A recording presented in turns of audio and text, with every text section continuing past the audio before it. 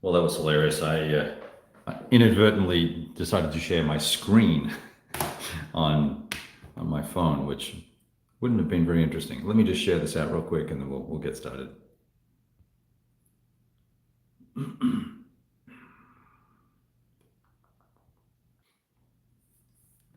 All right, not expecting a whole lot of you to join up or attend, so this is more for posterity than deep communications. But then look, there we go. Chris is here. Hey, buddy, how you doing? I'm just drinking some coffee and trying to work out what to do with this little game right here, which has been very interesting.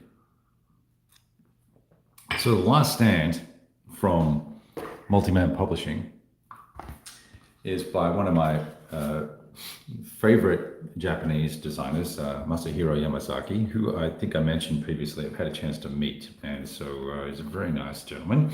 And, look at great evocative artwork on the box and all the rest of it. So very cool. And I started the game, was playing, demolished all the Soviets, went back and had a look to see why that happened, and realized I made a mistake with the combat results table. So reset and digging into it again. We're on turn 3. However, what I've now realized is that I have made a mistake yet again with the Germans in regards to the supply situation, because based on the rules, supply from one of these supply truck hubs, which is probably hard to see, and I don't want to zoom in because it gets wonky when I do that, excuse me. So this guy has to trace supply on the road back to a supply edge. Oops. So my whole strategy of pushing up along this open gap here and overrunning everything and then pressing in on whatever this extremely large titled village is here is bad. It has to be really along a road, this is a minor road or secondary road, and then primary roads are here. And so I've kind of screwed up, and it's probably going to mean either a reset or just a pack up and play opposed at some point. I do have a planned opposed play coming up with a buddy of mine, Norman. So I'm hoping that we'll get to go through that exercise sooner rather than later. And now, lessons learned, I will know to focus on these roads. Now, clearly, with all of this activity here, maybe I will zoom in a little bit. Oh, there we go. With all this activity here, this is 4th Army and 4th Panzer. These forces could have, these guys that went all the way in there, these guys very easily could have taken this route along here. So as the Soviet defender, I just, by luck, moved and placed units and didn't retreat units that were on supply lines to just by blind luck. It wasn't through savvy play by any means. And the reason why I cottoned onto it was I had this unit here and he had a reaction move, and I moved him, but I moved him too far, and I moved him down adjacent to the road here to block supply for this side. And then I went, oh, okay, well, I've moved him too far, so I put him back, and then realized that he could have got somewhere like here, blocking the terrain. Hey there, I didn't know your name went by. I didn't get a chance to say. Marcel, good to see you. Let me just bring up live chat so I can see. So if I had had the unit here, it would have blocked supply. Well, of course, as you look at all this, you're thinking, why don't I do that? Well, these units hadn't had their exploit yet, so they were sitting here. And the Soviet wouldn't want to move up and be adjacent because he'd just get overrun and it would be ugly. So they moved to here. So then I was thinking, that's really odd. I better get over here and see what else could be out of supply as I check the supply rules. And of course, so this will mean all of these units, sorry about that. That was horrible. let me get rid of this and work out how to change the camera around. Just bear with me. They keep moving the icons. Here we go. Are we all back? Are we all back? I think we're all back. All right. I'm not sure why my phone is doing that. We're going to have to work out a better streaming mechanism. This used to be awesome. All right. So I forget where I was, but basically what I was saying was that all of these forces here are out of supply. So in essence, it's a game over situation for the Germans through poor application of the rules and bad understanding of the rules. So I thought, despite only having 5 turns under my belt, 4 turns under my belt, 2 in the original one gameplay, and then 2 in this one, let's have a talk about some of the cool things that are in this system, and some of the things that I might have issues with, if I have any. So let's get my little list and we'll go through sort of the story, right? You're sitting in a situation where your overall commander on the Eastern Front for this portion anyway, you have the God's eye view, other than, of course, that the Soviets have all the hidden values, right? So we don't know whether you're strong or not. And I found something interesting on that point about the hidden value of the units. And I like that idea, by the way. But there seems to be a significant difference in the strength capabilities, this particularly defensive strengths, and in fact, even the offensive strengths. So I'm just going to show you. Here's some guys that aren't punched, and they come in later on, right? Whereas a lot of the boys and girls that start on the map, now I'm going to have a hard time finding them. You watch now. Yeah, so there's a lot of the at start units, defensive values of 1. There's another one with a 1. Of course, there are some with 3s, but there's a lot with 1s and 2s. And I think the game encourages you, or says, hey, look, you can just grab all of the untried units and you put them in a bucket, and then you pull them out and put them down where they belong. But I think if you're interested in a more historical playthrough, you probably want to make sure that you at least grab all of the units that have an at start marker on them, like that guy. He's got an address where he belongs, right?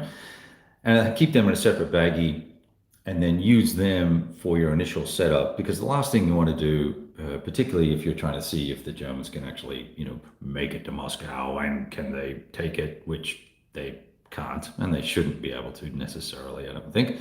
But if you end up with those 3 units instead of, these 3 units, it's never going to happen. So that's it gives you lots of replay value. So if you become, an excellent German player, for instance, if you're playing solo, maybe you become an excellent German player, then you could leave in some of the other higher value units, and then add that to the mix for your initial setup, and that will give you some interesting and more challenging play. Setup is incredibly quick with this game because it's all on the map for the Soviets. So all you've got to do is say, oh, well, I need an infantry unit here. And you've got one of these guys with a little setup hex. You can just grab one and pop him there, right? Not a problem. The same goes for the Germans. You can sort them out by they're color-coded and labeled by army formation. So each army has a different colored box, and they also have the designation on them, and also the unit setup. But I mean, all the infantry are 5, 6, 7, so it doesn't really matter, right? There's a few different ones. There's 3, 4, 7s, but they're either the armor is strong, the infantry is strong, and they're all the same. So it doesn't matter whether, as long as they're in the same army group, they just go where they go. It doesn't really matter. So you can set this thing up super quick. You will have to make some decisions about how many supply trucks and which supply trucks you bring on in the first turn, because you get 6, and then you get 1 for the next 2 turns. And it's going to make a difference if you're going to use these supply trucks for their intended purpose in combat, or you're just going to use them as a sort of a supply extension. And we'll talk about that in a second. So there's two types of combat. There's overruns and there's regular combat. You're going to, as an overrunning unit, you're going to pay 3 movement points or plus 3 movement points to enter the hex. Pretty much any terrain can be overrun if you can afford the movement points. You will have some penalties depending on the terrain that you are doing that overrun in. So you'll see this, the CRT is set up by terrain type, and you'll see that you have, it goes through with a D10, but only overruns use a D10. Everything else uses a D6. And then there are column shifts that are going to occur depending on whether you have air, whether you use one of the headquarters, i.e. I will say, oh, I'm going to move this guy, I'm going to flip him over, and he can support a certain number of attacks a turn, and all of those attacks will get a +2 shift, right? And then he comes off the board, and then you've got to wait until the replacements here are available, and you can bring 3 more on in turn 4, right?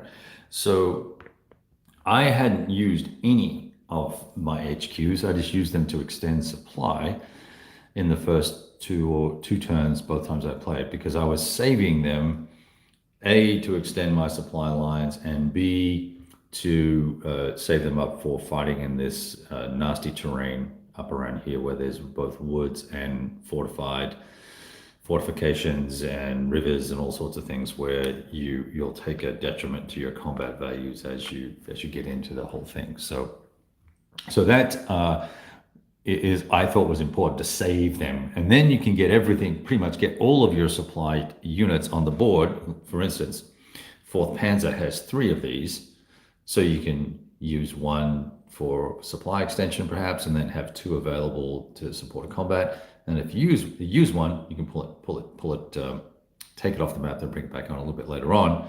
But you can eventually get all of your supply trucks pretty much onto the map, and then begin allocating them to combat and all that sort of good stuff. So combat's interesting. So let's talk about combat, sort of the kinetic bits and pieces.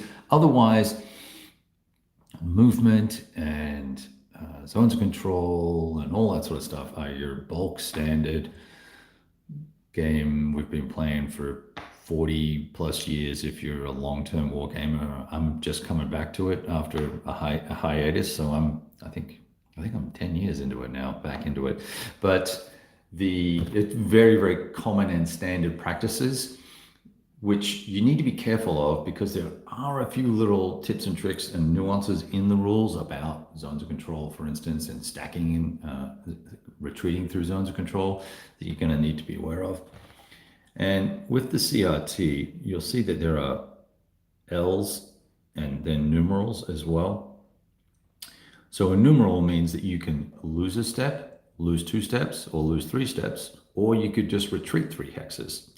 So that's important to note. It's not lose 3 steps, and it's clearly stated in the rules. Just some people get a little ahead of themselves when they start playing their games and they're excited, like me. And this is an L2, which means you have a loss, 1-step loss, and then retreats, right? This would be a step loss and a retreat. Oh, sorry, this would be a step loss for the attacker and a retreat for the defender. If the defender is German, it's 2 hexes. If the defender is Soviet, it's 3 hexes. So really not a super deadly CRT unless you have to stay in place to block the access of your enemy, right? So you can make those choices. And the same goes, here's interesting situation here, for instance, it says 1-2 there. So that means the attacker has to retreat 1 hex. Sorry, the defender either has to retreat 1 hex or lose a step, and the defender has to either lose 2 steps or retreat 2 hexes. Is that right? Yes, that's right. So that's how that will work. So you can end up with both sides retreating there, which I thought was a little different, but nevertheless interesting. And there's the definitions there, so you can see that. And there's this very nice little combat sequence underneath the CRT. And I just, I found the gameplay to be very, very quick. As long as you can do your odds, do your math, it's all good. Um, Two types of supply situation. There's supply where you, oh, come on, Mr. Camera. You just want to be that guy today, don't you? Out of supply means out of supply. It means your HQ, you're more than 5 hexes away from him, or you can't trace on the road or whatever the case may be. So, boom, you're out of supply. But if you're surrounded by zones of control and blocked from being able to trace a supply route, a rear supply route back to an edge or an HQ, then you're isolated and everything is corded. That can be pretty deadly, particularly for the Soviets when they've got some fairly weak units on the map. So we don't want that to happen. Let's see. So movement, there's air in the game. It's highly abstract, use a chit, get 2 shifts. The CRT we talked about, there's the interesting notion here with these, where are they? With these garrisons. Okay, so these garrisons, as you lose these garrisons and you lose a hex, they are going to go into a bucket. And then at the end of the at the end of the turn, if the enemy occupies the hex, they go on to the morale track, and the morale will then will accumulate over time. And there are 2 different ways to accumulate it, but basically the primary way is to knock out all these hexes. And you're thinking, well, why would I do that? Why not just go take Moscow, which obviously has a whole bunch of those there anyway, right? But, whoops. And remind me to tell you one thing about the HQs as well, the Soviet HQs. Here's this track over here. Hey there, Jeff. So this number here, 13 is the magic number where things start being checked for automatic victory for the Germans. And so I pull out of a cup a chit and I put it on the track and no one knows what it is. But once we hit 13, the Germans get to see that, oh, it's 17, right? And they will leave it here and not show the Soviets. And once we lose enough of these garrisons, and I've just been putting them on the map to keep track this way, but you've got a little morale damage marker here to keep track with. You put them on the map, put them on here, and once it gets going, once it gets to a certain point, you can then, the game will end if I get enough of these to get it to this point. So it makes for a little bit of a tense game because the Soviets can't just keep backing up and turtling and building, a shell around Moscow. They have to keep some of these in play, but they don't know how many of them they need to keep in play. And the Germans have to keep taking them. They can't just race to Moscow and knock out Moscow. So that makes for a fun, it makes for a fun little session because there's this unknown element between the 2 of you. And of course, when you're playing solo, you're not going to know about this till you get to 13 anyway. I'm on turn 3 now, and there's only 3 on the board. So that's pretty cool. It's going to give me a little bit of an unknown element to the game for even under solo conditions. So a couple of other things. So let me think though, how do I want to handle this? I think the thing that is interesting also about combat is when you have to retreat, you're going to lose your zone of control. So that can be devastating for the Soviets, but also for the Germans. If you're disrupted, you don't get to do reaction movement, you don't get to do exploit movement. So you don't want that to happen. The German disruptions don't come off until the end of the Soviet turn, whereas if you negatively affect a Soviet unit in the German turn, theirs come off at the end of the Soviet turn. So you could actually be aggressive and be attacking, and then maybe force a retreat on the Germans, and then you retreat yourself, and you'll have to put one of these on, but it's going to come off at the end of the turn, of the same turn. So that's a little trick, a little nuance there, I think, that would sort of play into your strategy as the Soviet player. The other cool thing about the headquarters for these guys, the Soviets, is when one's killed, you can you go, oh well, that kind of sucks. Now I can't supply my guys. Well, you roll a d6, and if you roll a 1 or a 2, yeah, he is dead. He's gone and permanently off. If you roll a 3 or 4, he comes back 1 turn later. If you roll a 5 or a 6, he comes back 2 turns later. So you can see here on the track, we have, oh, these are reinforcements, but we have these 2 guys coming back. This one came back, he was actually on the map already, but there was another one that was here that was lost. So you can churn through these pretty quickly as well.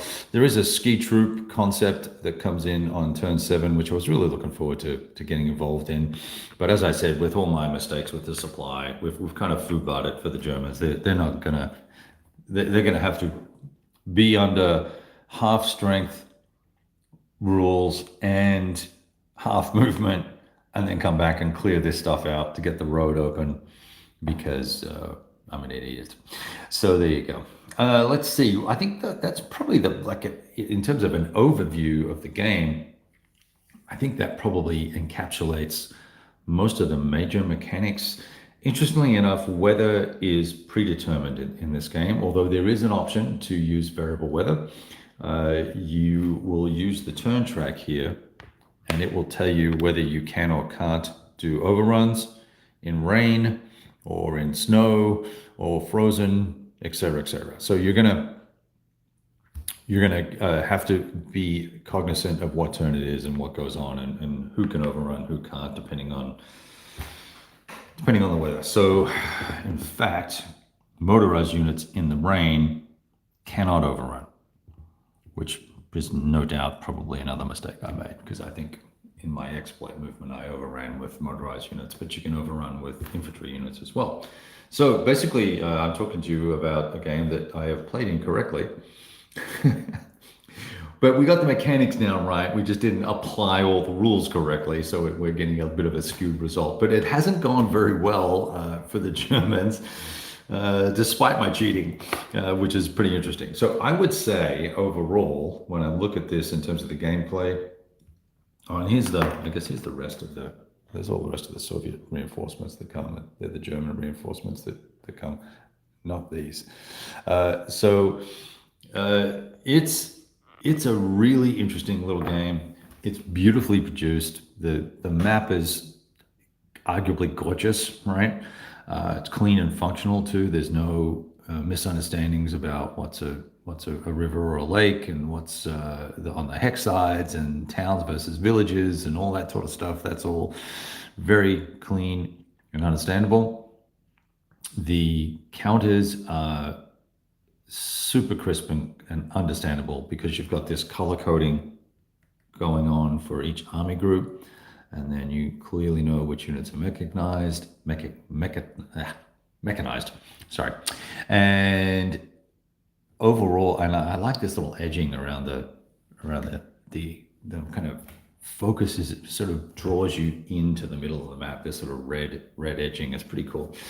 Anyway, and it's also functional too, because it's a supply. I believe that's also the Soviet supply lines that can be traced. So that's pretty cool.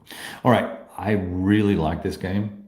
Despite playing it incorrectly, I can see how this game will play out, and I can see how interesting it will be to play opposed. I will get it back onto the table at some point. And in fact, I'll be playing, as I said earlier on, I'll be playing opposed very soon.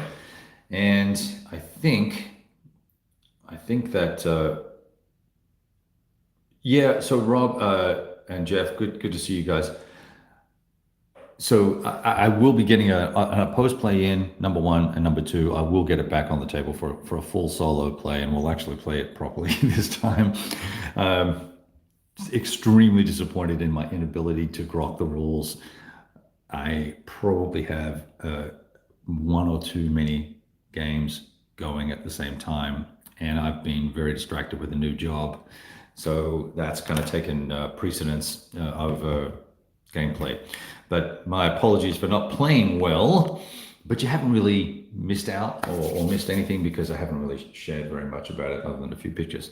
All right, so I give this a big thumbs up. I don't usually do thumbs up, thumbs down type of things, but this is a real fun little game. It's not expensive. I think you can get it through the online retailers for a relatively reasonable price. I think you're going to get a lot of replay value out of it, which is one of the things I like the most about it. And I think all the kinetic action and the supply actions and the to and fro with the morale damage and the garrisons really gives it some juiciness and some tension in the game. And I think that will add a lot of value to your longevity with it. So very cool. All right, I'll talk to you guys soon. I think unless there's questions here, I'm going to roll. So Rob, yeah, I would just say that I am going to give it another play, but thank you for asking that question, and I look forward to catching up with everybody real soon. Take care.